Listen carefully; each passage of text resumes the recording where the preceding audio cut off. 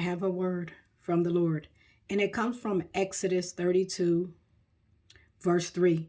And it says, So all the people broke off the golden earrings which were in their ears and brought them to Aaron. And Aaron received the gold from their hands, and he fashioned it with an engravement tool and made a molten calf. And I'm going to go over to verse 6. And it says, Then they rose early on the next day, offered burnt offerings and brought peace offerings. And the people sat down to eat and drink and rose up to play. And the Lord said to Moses, Go, get down, for your people whom you brought out of Egypt, out of the land of Egypt, have corrupted themselves. They have turned aside quickly out of the way which I commanded them. They have made themselves a molten calf and worshipped it and sacrificed to it and said, This is your God, O Israel, that brought you out of the land of Egypt.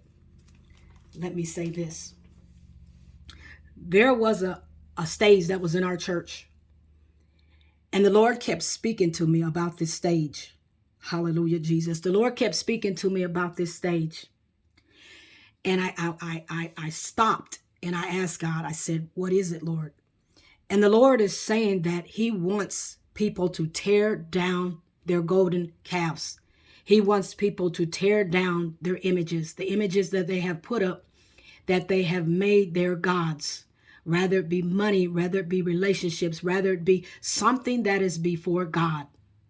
The stage. God is saying that they have put themselves up on a stage. They have put themselves up as though they are God. Let me say this. You'll know if this message is for you.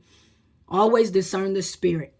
God is saying to clear out the clutter, the things that you have put in the way. God is saying, I want to elevate you today. I want to take you higher, but I need you to tear down the stages. I need you to tear down the golden calves. I need you to tear down the images that you have pulled, that you have put in front of me. Tear down every altar that you have put in front of God. And he said, and then I will elevate you, and then I will receive you. You will be prosperous. God is saying to remove anything that is before him. Hallelujah, Jesus.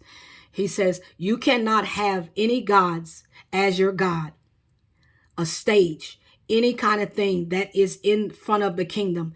God said you cannot build your own kingdom, but you are supposed to build his kingdom. Hallelujah, Jesus, the heavenly kingdom. If it is before God, it's a stage. It's taking the place of God. Do not put anything before God, but tear it down. The altars, the golden calves, the money, let me say this, anything that comes before God, you have to put what's priority in your life. Priority means God is first. God is before anything. God is number one. He has to be number one in your life.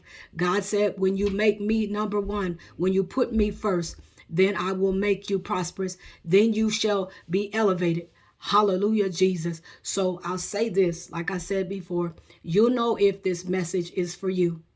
You'll know because God has been speaking it to you. If you have made anything your God and you are struggling or things are taking place in your life, God is saying to come and seek him. That means you have made something your God. It cannot be your God. Fame can't be your God. Yes, God will put us in positions to whereas we prosper, to whereas we people see us get blessed, but we can't have the fame in front of God. We can't put the money in front of God. We can't put the marriage in front of God. We can't put the children in front of God. God blesses people with children, but you can't put children in front of them. God will bless you with a marriage. You can't put your marriage in front of God. God will bless you with fame, which means that God will give you a platform, but you can't put that platform in front of God. God will give you a house. Don't put your house in front of God. God will give you a car. Don't put your car in front of God. God will give you friends, godly friends, but don't put your friends in front of God. Nothing can come before God. And the Lord is saying to seek him now.